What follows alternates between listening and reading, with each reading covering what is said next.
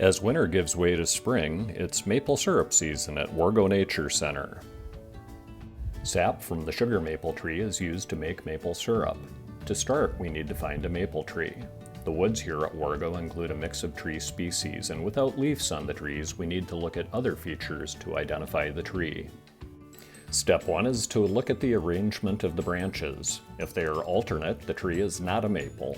If they are opposite, the tree is a maple, ash, or dogwood. Step 2 is to look at the buds. Sugar maple buds are in pairs, reddish-brown in color and quite pointy. Finally, step 3, look at the bark. If the bark looks like alligator skin, this is a dogwood. If the bark has a diamond-shaped pattern, it's an ash. And if the bark is gray with irregular ridges and a frosted flake appearance, you've found a maple. So here we are in the woods at WARGO Nature Center, looking up at the branches and buds of a tree. You can see the opposite branching of this tree's branches and the pointy buds, which are all signs that this is a maple tree.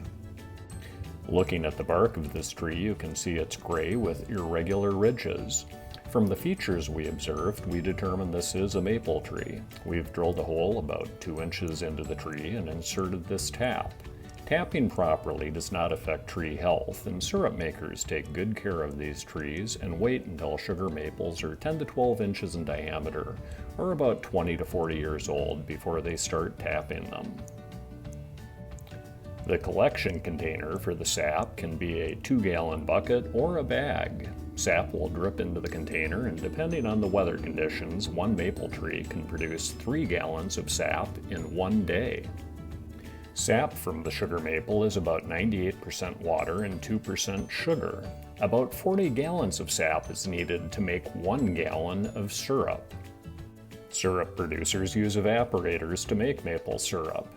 An evaporator consists of a large pan that is filled with sap.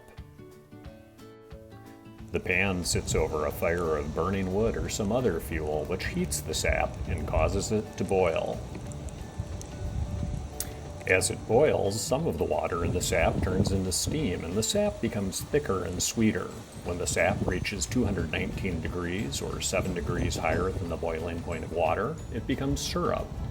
And this process is usually done outdoors because there is a lot of steam let off in the process. The syrup is then filtered and put into containers and ready for you to enjoy.